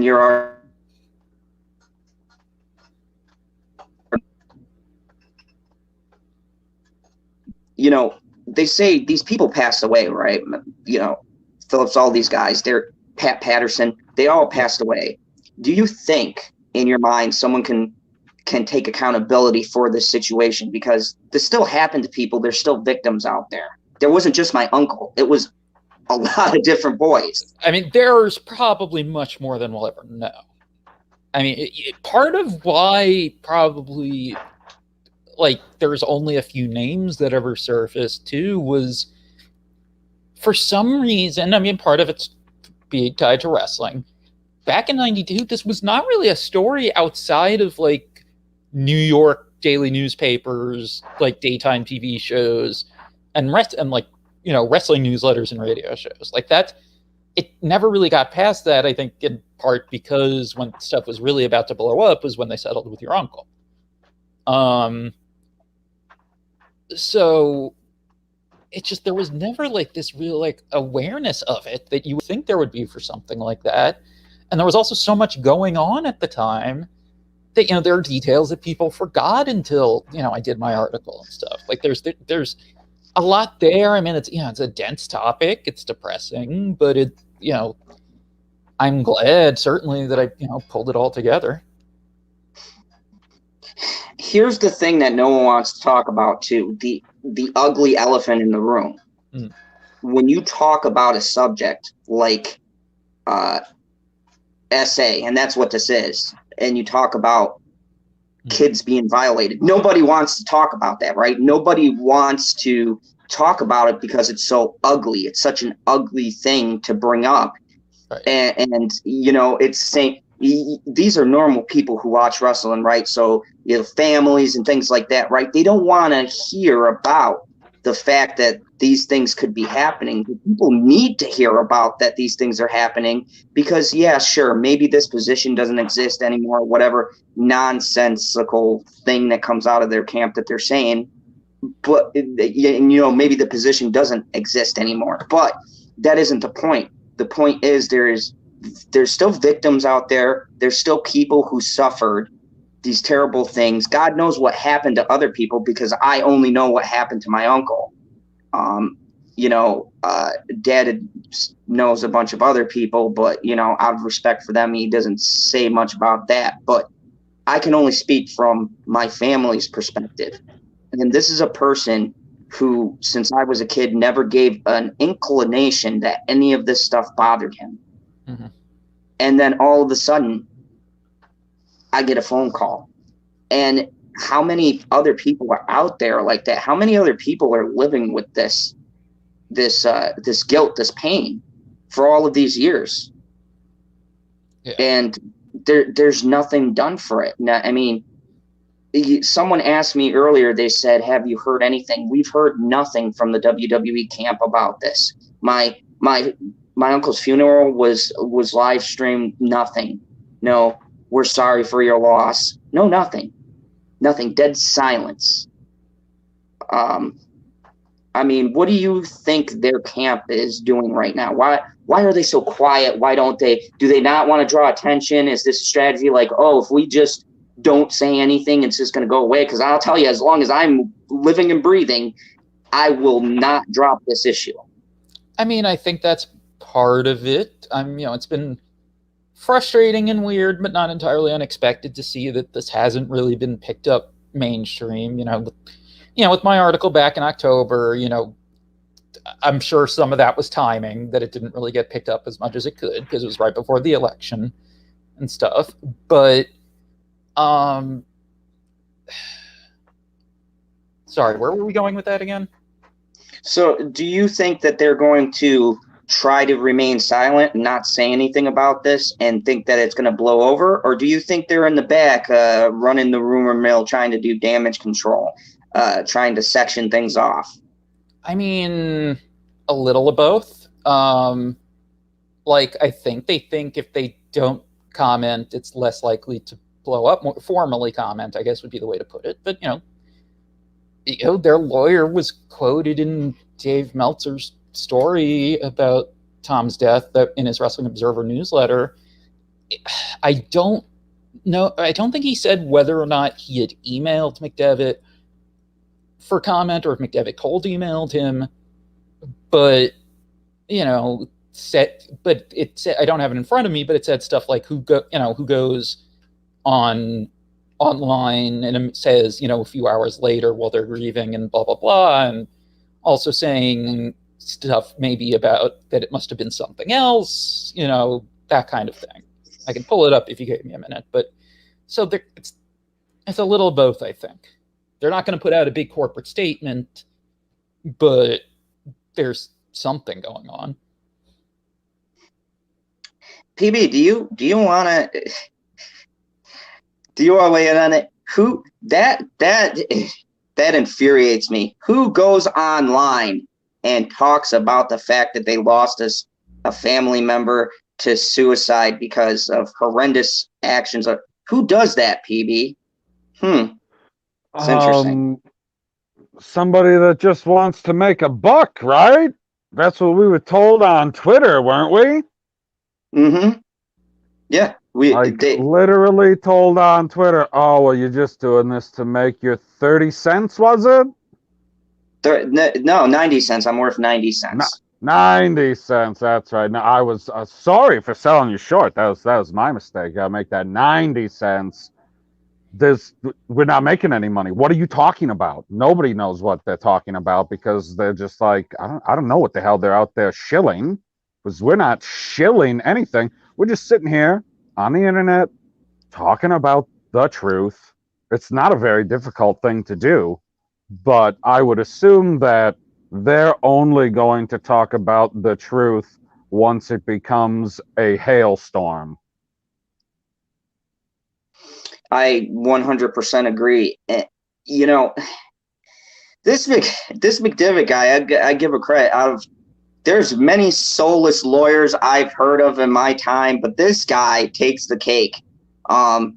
This guy, like, is it just me? Whenever you hear the ugliest stuff, I always hear his name come up. He's like the guy who just waves his fix-it wand. I mean, look, in fairness, of course they're going to stick with the lawyers they've stuck with for years that know wrestling. It's a very, dense topic if you're not a fan to get into the nuts and bolts. I don't, his being their lawyer forever doesn't mean anything other than that he's done a good job as a lawyer. But, I mean, obviously you can read some of the stuff he said, and it doesn't read great, whether it's the stuff from the letter he sent us for the article, or the stuff he said, a week or so ago. Okay, so I did pull it up. So he wrote, and this is what Dave Meltzer quoted in what he wrote. I don't know if there's more than that, but this is what it says. What kind of person goes on social media within hours of his brother's death to spew this nonsense, wrote McDevitt. The smear against Pat Patterson being involved with Tom Cole was directly caused by Lee Cole posing as Tom to that initial reporter out in California and telling that lie, which Tom admitted to me several times and in writing. Tom stayed in touch with me for decades and sent me pictures of his daughters and thanked me repeatedly for my communications with him. I've not been in touch with him for a while now and do not know anything about his circumstances at the time of his death. If I had to guess, I suspect something happened to his marriage, his kids, his job, or all of those things. May he rest in peace. And I can tell you right now, there was nothing going on that front. Nothing whatsoever. His job was fine. His marriage was fine. I mean, I'm sure they had issues, as any couple does, but it was nothing like that. When he spoke with my father, he didn't say anything to even allude to what was going on, except for the one thing he said: if anything happens to me, make sure you put this story out there. My dad thought it was odd, but didn't think nothing of it. They were talking about him. Then they started talking He had about my said other it before, yeah. Yeah, and then they'd start. The other weird part that my dad never picked up on was he had also mentioned my Uncle Danny, who had also taken his life as well, and that he missed him, and they were talking about the good old days. And once again, none of this was really a red flag, nothing to really worry about, Right. as far as my dad was concerned. And, you know, this stuff had been coming up again, and we had Aziz on here before, and he had said he had started reaching him out to tell this story about what was going on. And he was supposed to get back to him, and he had taken his life before he had talked with him. So I have nothing to draw but that this stuff was weighing heavy on him. And from how I understand it, and from what my father had told me, he had a lot of this had weighed heavy on him, and it stayed with him, like this stuff does. I mean, he had a good life. He didn't need the money. He didn't need that stuff. Even during these apocalyptic times, he was doing fine. Everything was good. He was making lots of money. He was renovating the house. Things were going good. So for this guy to come on and say that, oh, maybe it's this, this, and this, you know, and be so inconsiderate and quite honestly snarky in the way that he's presenting that. I mean, you know, maybe it's the fact that you guys hadn't talked to him for a while or checked in, or maybe it's the fact that anytime you did talk to him, you asked for a favor. From how I understood it, the only time they reached out was when they need something, right? When Linda was running for a Congress position, they reached out to him. I mean, that's how your dad has explained it to me, yeah. I mean, that's how it sounds to me, even according to the statement he puts out. It sounds shallow, very shallow. And this is a person, and you know, here's the thing, even if they don't know the situation, if you don't know the situation, doesn't it just seem like a human emotion to say, well, you know, hey, we're sorry about that. It has nothing to do with us, but here, we're sorry. We're sorry about what happened. We know we went through a lot, but you know, that's in the past or whatever else. It's nothing. It's this cold, callous response. And that's the thing that's really, frankly, pissed me off about the whole thing. Yeah. And by the way, I mean, because he's the only person in wrestling that I can think of actually said anything. Credit to Brian Blair, by the way, because he went out of his way to acknowledge Tom's death on Twitter and, you know, send condolences to your dad and the family. Like, he's the only person in, you know, older wrestlers, current wrestlers, whatever, that I've seen say anything. Not even, I mean, not even the people who are older who knew about this. Nothing. No one has said anything. And I like to say everybody has their favorite uncle. You know, he was my favorite uncle. He was the one that did stuff with me, that took me to see movies. I got fond memories with him. I remember family functions with him just being goofy and lighting up. This was a guy who brought smiles to anywhere he went to. He could light up a room. He can make you laugh. He would say the most like out of like the box things and get people to laugh. You'd be like, what the hell? Like, why would you come up with that? But it would make you laugh. And that was the kind of guy that he was. And the thing that hurts the most is they're blowing it off like now he was just like, oh, he's going through all of this stuff. And out of nowhere, just out of the blue, out of absolutely nowhere, he decided on that day, I'm going to take my life. There's no reason. It has nothing to do with this horrendous thing that happened to him in his past that he's been probably holding in for years now. That couldn't be it. It was just out of the blue. He just decided today's the day. Yeah.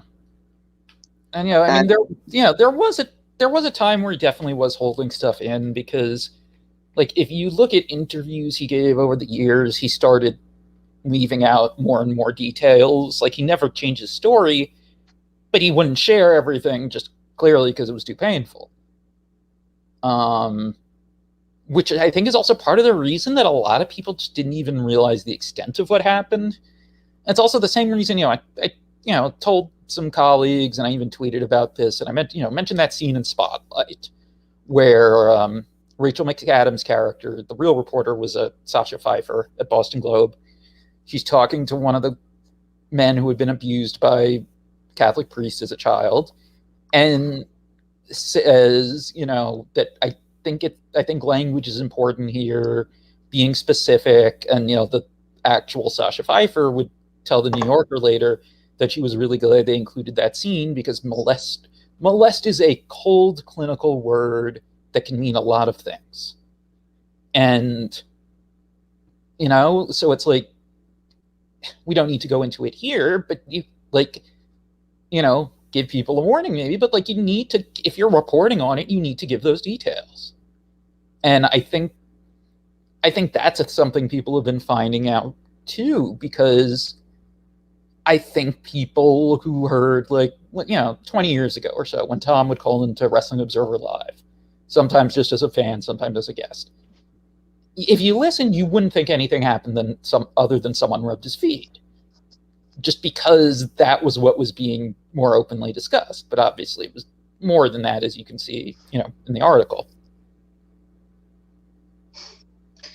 My mother had talked to me and shared some stuff, which I'm not going to share here because of the fact that it was kind of a private conversation. But there was a lot more to what had happened. And there were some things that he opened up to her about. That he had not discussed before. Discussed before. Him and my mom had always had a really close relationship because when he was a kid, my mom and dad took him in. How close we were was my dad and my mom took him in when he was younger. They had him in the home, and for my mom, they got really close. When I told her, she couldn't believe it, and she sat me down and she told me this, and the extent of what happened. Yeah, he didn't share everything, but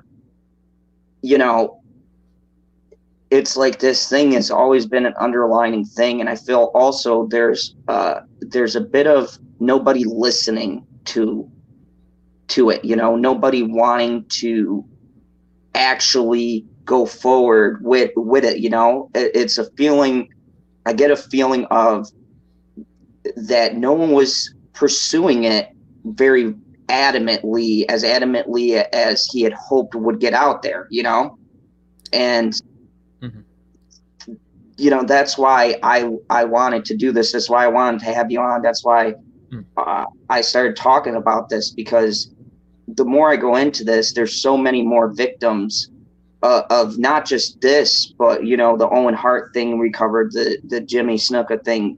There's so many people that are out there that are victims of either this company's negligence, willful ignorance, or just not giving a damn, at least to me, of the consequences. And it's all about business, right? It's all about business. Even when Owen Hart had his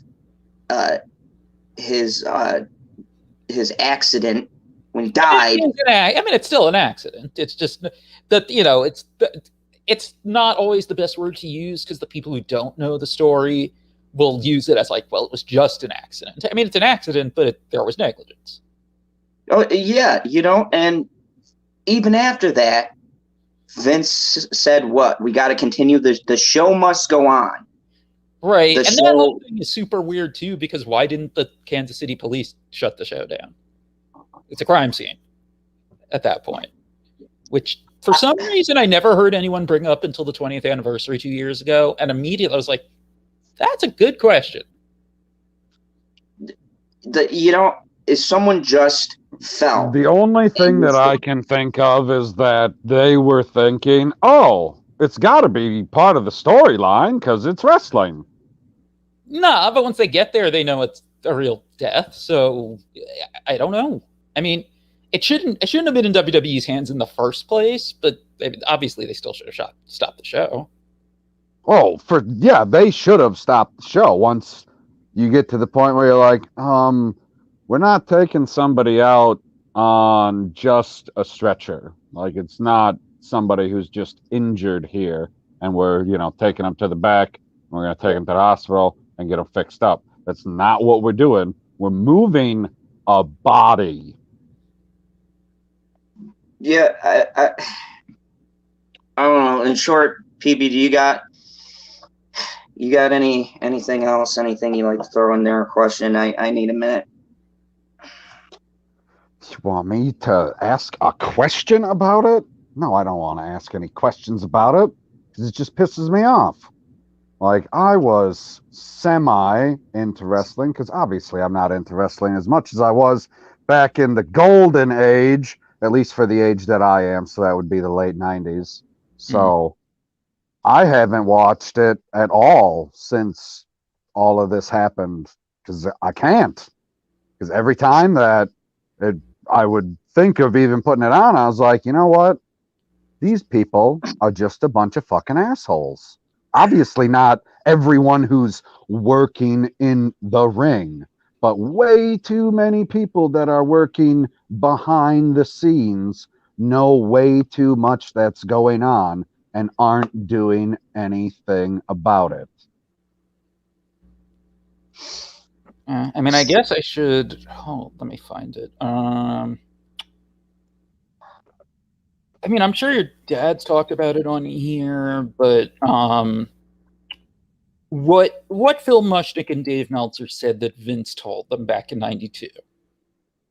Okay, for the record, this is what Phil Mushnick wrote in, I think it was March 18th, '92, New York Post. This is the most important part of what he wrote. 2 weeks ago, during Porter's hard out phone calls, and this is reading from my article, so that's why the quote might be broken up. In his hard out phone calls, Mushnick wrote, McMahon, quote, told West Coast-based journalist Dave Meltzer, then me, that he had let Phillips go 4 years ago because Phillips' relationship with kids seemed peculiar and unnatural. McMahon said he rehired Phillips with the caveat that Phillips steer clear from kids. And Meltzer had said something similar at the time, and when I talked to him, he said, yeah, that sounds accurate. So, there's more details from when Mushnick gave his deposition and stuff like that. But I mean, that's the gist, and that's the language that Phil was using closest to the phone call. So that's, I mean, maybe the most accurate to the words Vince used, I would guess. But still, it's like, for whatever reason, I guess because so much was going on with all the different scandals, that fell by the wayside, and that was something that no one really remembered. That Vince had said that, because you look back at it, and it's like, wait, how could this part have not been the story?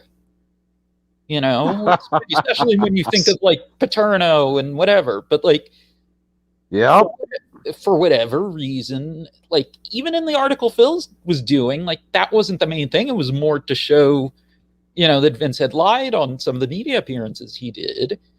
And then the other thing that's kind of, I guess, weird, but in a way also not about that is when they sued Phil in the New York Post, they did not say that was a lie, that Vince had said that to him. They never really brought it up outside of his deposition, as from everything I've seen, where they asked him, about,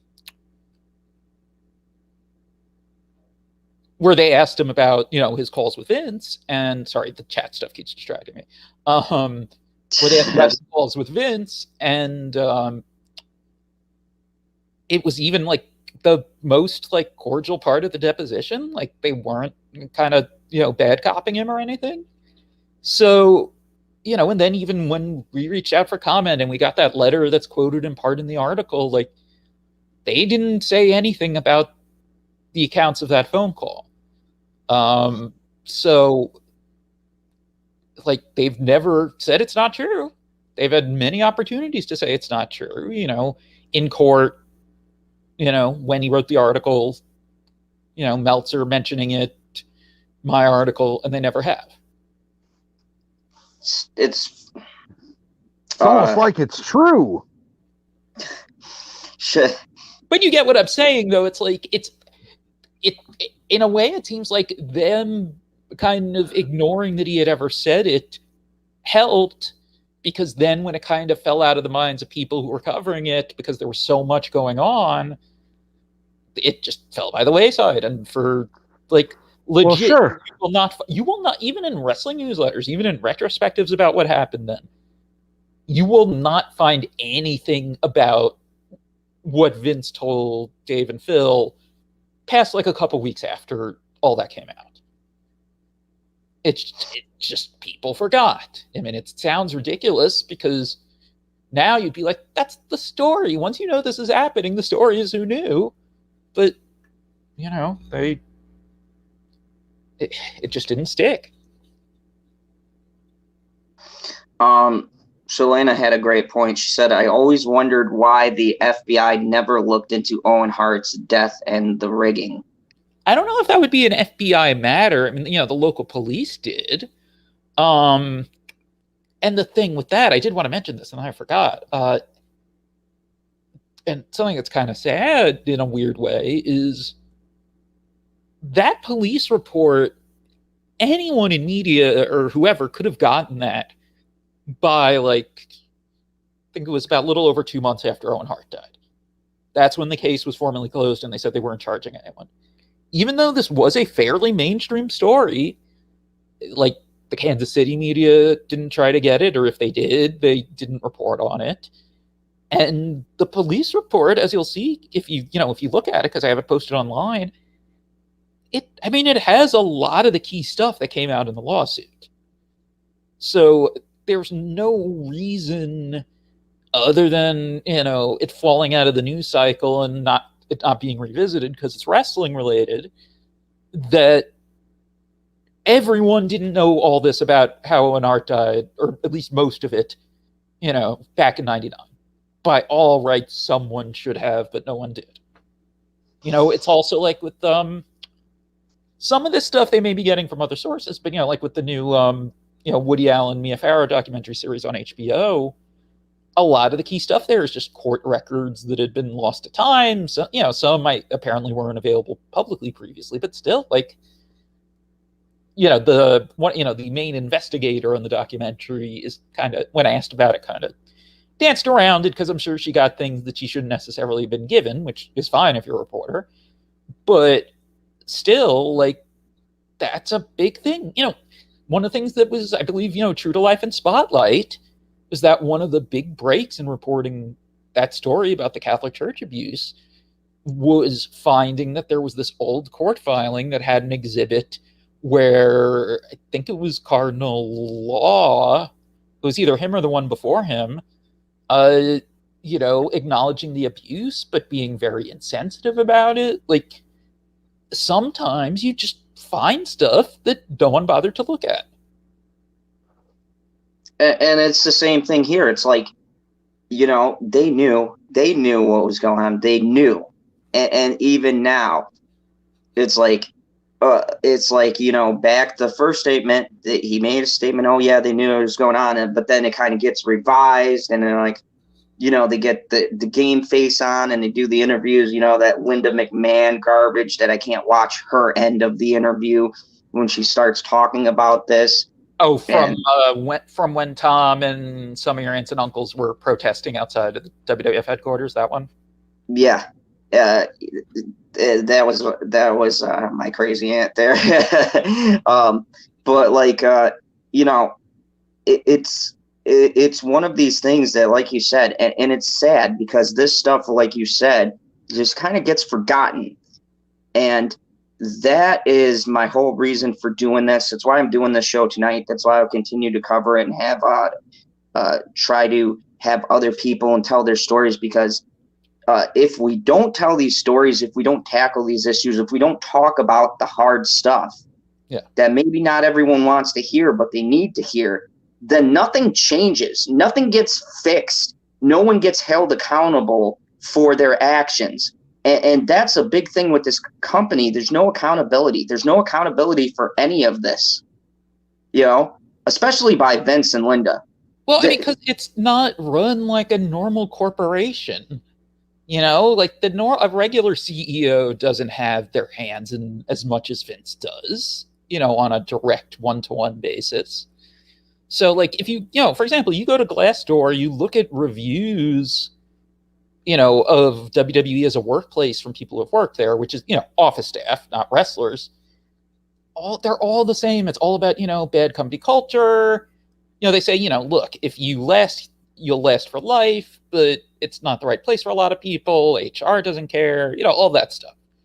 And you keep seeing the same thing in review after review. And a lot of them point to Vince because it's a specific company culture with a specific person at the top directing things in a much more hands-on way than you would think of a corporation that size handling things. I mean, PV, do you think, in your personal opinion, that unlike the other corporations that we talk about on this channel, isn't it fair to hold this person accountable because they have so much that they're into in their own company, right? This isn't like a Bob Iger thing where he's just got drones out there doing this thing and you know who's at the top, but you know he's got this one and this one. Vince is very hands-on with this stuff. I mean, what do you think, Mr. Pop Culture? I mean, first of all, did you think I was going to give somebody else's personal opinion? I'm glad that you could clarify I could give my own personal opinion. Crikey. Jeez. Anyway, yes, if somebody like him running a business, I don't care how big the business is, literally has their eyes and ears on everything, because nothing gets approved there without it going over his desk. He knows everything that's going on. Obviously, he might not know exactly where a person is standing at the moment. He's not God, even though he thinks he is. So that's, you know, where we can draw the line there. But he is involved with every single operation, even though he gives fancy titles to all of his family members and in-law. He's still in charge. So how can you not hold him accountable for everything that happens below him, especially if the example that you came up with earlier, Joe Paterno, you hold Joe Paterno accountable for everything that happened there, when in reality, he did exactly what he was supposed to do. But you say, yeah, but it's Joe Paterno. He has the biggest megaphone at the college. Okay, but he's also super old school, so he's going to run it up the chain, and the person at the top decided, you know what? We're not going to address this issue at all. Well, remember, exactly like the WWE. Remember, it's a little different there too, though, because as a school employee, you know, especially by whatever year that happened, legally you have to report any, you know, to the police anything you hear. Like right. No, the problem that I have with people with him is that they said he didn't do enough. That, yeah, he ran it up the chain like he should have. But after he did that, he is supposed to just shout it from the rooftops every day, all day. Yeah, I mean, but also like he's the most powerful person in all of the athletic department at Penn State by far. So like, he certainly could have done more. But I don't disagree that there are certainly elements of, well, I mean, he told his superior, he's an older guy, he may not have even had exactly what happened described to him. So, like, I get what you're saying. Okay. Yeah, I mean, and that's just the thing. I mean, in short, this whole thing, I want to bring this stuff out. I want some accountability. look, I know at the end of the day, I'm a YouTube guy. I bring information to people. We talk about articles. We point out ridiculousness, and we try to create a discussion. But this is the most important discussion for me because this directly affected me and my family. My family is devastated right now. My uncle's girls are devastated right now. My uncle's wife is devastated right now. And I might not be able, because it's been said to me a lot, well, why does it matter? Because you're not going to bring down $1 billion corporation, right? They're not going to say, oh my God, here comes this guy who calls himself Zod. He's going to topple the whole foundation of this building, this corporate structure we build up for years and make billions of dollars. No, I know realistically that's not going to happen. But I'll tell you what I can be. I can be the biggest pain in the ass like no one else's business. Mr. Pop Culture PB knows that personally. And I intend to make it my life's mission to make sure that this doesn't, like you said, just go away. That my uncle's, I mean, just think about that. My uncle died. I will never have Thanksgiving with him. I will never have Christmas with him. I was supposed to see him for the holidays. I'm never going to get a chance to tell my uncle that I love him, that I'm glad for his talks, that I took his advice, that I got my stuff together. I'm never going to have an opportunity to say any of this stuff to him ever again. And for them, they would like this to be just another thing that gets buried in the annals of time and forgotten about. And as long as I'm alive, and all of you guys watching, anybody who might be into WWE watching me or know anything about me, I promise you, I've got a lot of life to live, and there's nothing in my background. There's nothing you can dig up even remotely interesting about me. So as long as I draw breath, as long as I'm alive on this earth, I will make it my personal mission to make sure that these things stay in the public's eye. Because, I mean, David, wouldn't you agree? These things need to stay. They need to be talked about. They need to be discussed. I have a point of order first. There is most certainly something in your background. There's nothing in David's background. Just white. But what do you think? Do you think that it's fair to say the only way for us to be able, and it's not about bringing a company down, it's about holding them accountable. And do you think the only way we can do this is by keeping this stuff alive, by talking about it, like what you're doing and all the other people covering this? I think it has to be. I mean, because also with WWE, the way things are structured these days, like, you can't, like, really exact change by even trying to get people to boycott them. You know what I mean? Like, starting in a few weeks, their streaming service is just going to be integrated into Peacock. They are, you know, for all of their primary revenue, they don't need to worry about paying fans, because, like, it's starting to look like they're not even going to have a way that they're migrating subscribers over, is what it's starting to look like. So it's not even like NBC is paying to have those people moved over, and they get all the money from TV now. And, you know, last year, even without running live shows or selling a ticket or anything in the last 9.5 months of the year, they still made record profits. And they're going to be even more profitable this year with the Peacock deal. So there's that. And then also Vince. So the thing with Vince is he does not own a majority or controlling number of shares as far as ownership anymore. It's below 50%, not that much, but the McMahons all have special McMahon-only classes of shares where the voting power is, I forget exactly how much. I want to say it's 8 or maybe 10 times as much as the regular public stock. So he could dilute his ownership down a lot and still be fully in charge of the company. Interesting. Yeah. You know, and that there's, you know, it's also, all of that also is one of the reasons that if something controversial happens and there's a fan backlash, WWE only seems to respond to it if enough people write to, I mean, sponsors, but it's always been Mars, Snickers, because they end up being the title sponsor of WrestleMania, which they are again this year, and that's why your dad tweeted stuff about them and and tagged them and all that.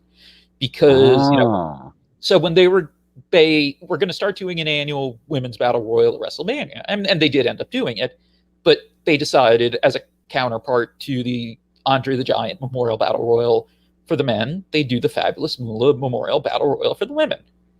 And it took people by surprise too, because it seemed like almost like they had kind of gotten the message and stopped really talking up Moolah for years before that.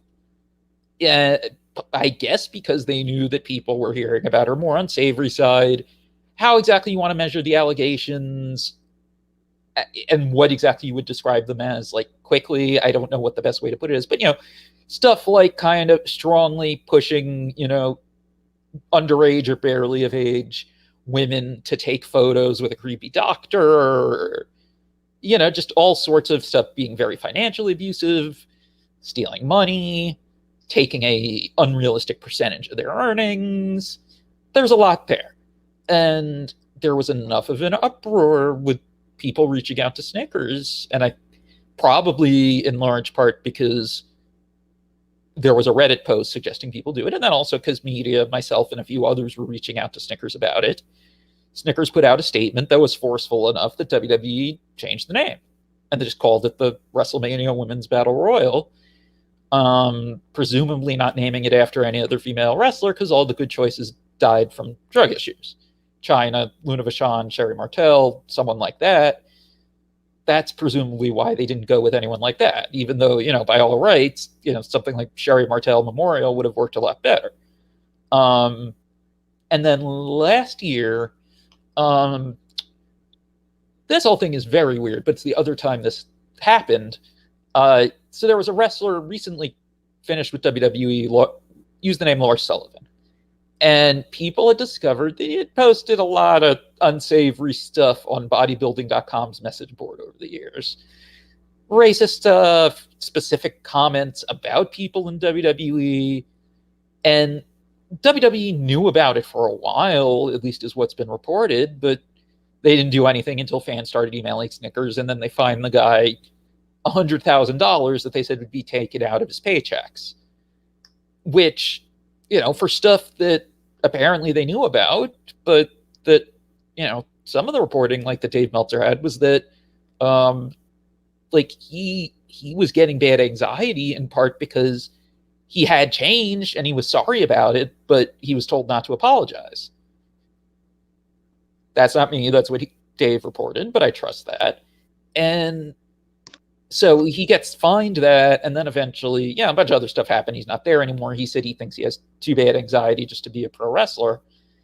But you get what I'm saying, though. Like, they did not act, on that until the Snickers thing, and with the Moolah thing, it seemed like they only acted because of the Snickers thing. I just wanted to answer. Kimmy here says, Mr. Zod, if anything was going to go your way, what would be the ideal outcome you're looking for? If you break it out like that, may find it's not impossible to achieve. My outcome so far is just that I'm angry, and I want it to be big enough that the WWE has to acknowledge it. I want them to acknowledge that this thing happened, that my uncle was a person. That's my outcome. I want them to realize that my uncle was a person that worked for them, that they failed. They failed him. They are supposed to protect the people that they work for. And my uncle was a kid, and he got abused, and that I'm being as straightforward as I know how to be. And while working for someone, that employer is responsible for their employee, and they failed them. Let's also be realistic about something too. By the time that your uncle was actually like doing the day labor or ring crew work, they had no real reason to still have teenagers help out and pay them $25 or whatever. They were a national touring company at that time.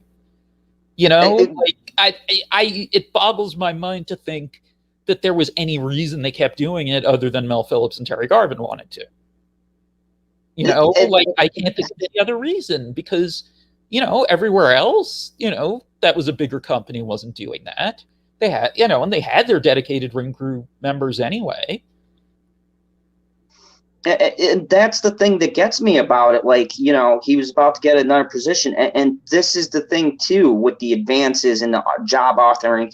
They did a classic, someone was being abused, HR type scenario, should have done something about it. And I'm just, you know, putting it in the simplest basic form of, you know, company when you hear these sexual harassment, because God knows I had to go over that video 15 times at my job because it kept on skipping back anyways. Yeah, I'm sure that's why you had to go over it that many times. Okay. Geez, the point being is that they were responsible for the well-being of their employees. They're supposed to feel safe with their company. You're supposed to feel as safe as you can for the people that you work for. If you don't have that sense of security, or if they fail you on that front, then they need to take responsibility for that. And they need to acknowledge that you were a person, you worked for them, and that they failed you. They failed him, and they failed a lot of other people tremendously, or downright covered things up, right? I mean, they didn't fail the people they were covering for. They did a bang-up job there. But, you know, it's almost like the wrestler is more valuable, and just slightly when you hear all the stories about the wrestlers too. But, you know, they're the more expensive commodity. So, you know, of course, I'm going to cover this up for them, do this for them, whatever for them, right? But the worker, the average worker, what happened to my uncle, the impossible hoops that they made him go through to get his job back, knowing he wasn't going to be able to achieve that. The obstacles and things that they threw in the way, and then how they treated him at the end was as if he wasn't a human being. Yeah, I mean, just to, you know, like, for example, like with the stuff where, you know, he's getting harassed by wrestlers and by fans, you know, because especially back then, the wrestlers didn't see it as, oh, this terrible thing happened to him. They're like, oh, he spoke out about our secret society. You know, there was an anecdote, an old newsletter that Mike Sawyer did that your dad told him back in '92. This is, so I think it's when your dad and your uncle were not on good terms, but he was still, your dad was still hearing things, I guess. And apparently a wrestler, I don't have it in front of me, I don't remember who, so I won't say who, made a comment to your uncle, something to the effect of, oh, is that an earring? So it's true that you're a 6-letter F word negative slur for homosexuals. Oh, God. Yeah. Saying that to him after everything he had been through. And it's just, that's what I want. That's my goal. That's what I want to achieve. I don't think it's unreasonable, and I don't think it's unattainable.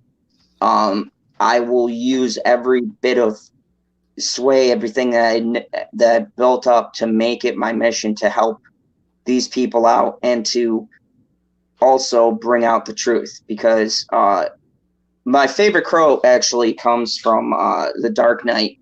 Alfred says, you know, I think it's about time that the truth has its day.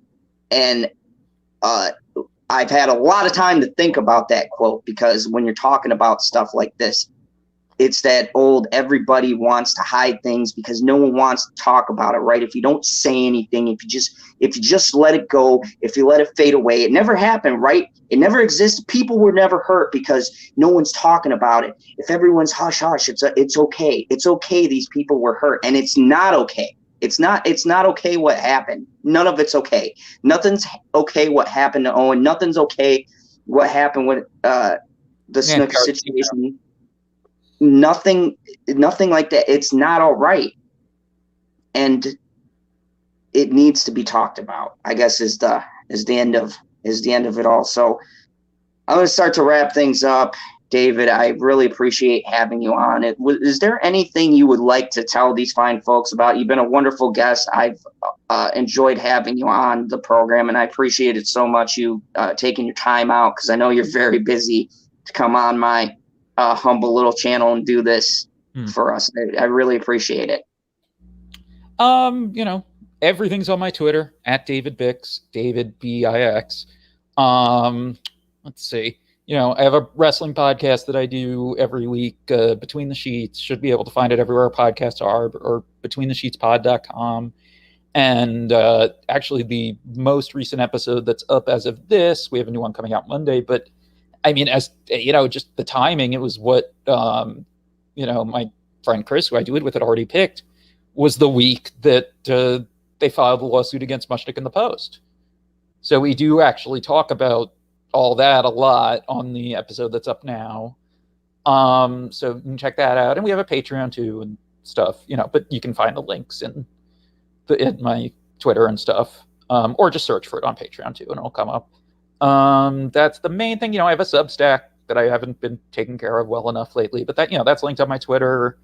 Most of the stuff should be linked on my Twitter, you know, new articles, etc. So those are the main things to check out. Yeah, definitely go check out the Twitter page. You got a lot of stuff on there.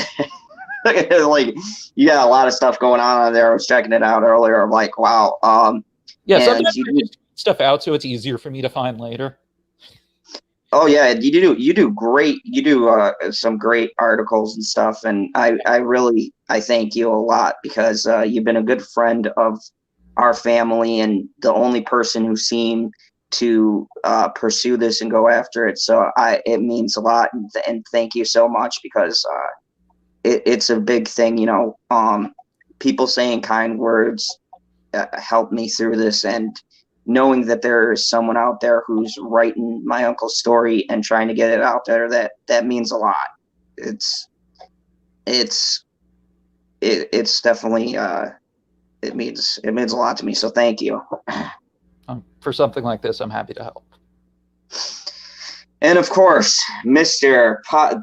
the commander, the co-host, the other person who makes the holy duo, Pop Culture PB. What you got for us? Doing a show after this, but I gotta eat something first. So I don't know exactly when it's gonna start. It'll probably be about a half an hour or so after we get done with this. That's all. I'm not gonna ramble on like you do for frickin' half an hour. Hey, that's my thing. And if you guys don't know, we're going to do this. Father Zod will be back. He's going to kind of scale things down. We're going to do more interviews on this day, Saturday. Next Sunday is going to be my 1K celebration. I finally made it to 1K. Only took 3 years. And you great people coming along. So I'm going to have the original Fandom Zone Bridge crew. So it'll be Pop Culture PB, Perp, an Australian, Mr. CBJ, and of course Cybernetic Husky, and we're going to have some fun. And I don't know, there probably won't be a topic. We're just going to talk and do stuff. I don't know. Perp wants me to break a board over my head. I don't have my karate school anymore, you know, so I'm not going to be able to do that, but we'll see. And also, well, the late night talks and the news segment. So thank you everybody else for coming. We appreciate you. And, you know, make sure you all give each other a kind word, retweet this out, let everybody know, because this stream is very important. It's very personal to me, and I think everybody should know. And you know, definitely, thank you, everybody. I appreciate it so much, and have a good evening. The darkness before we never quite thought we could lose.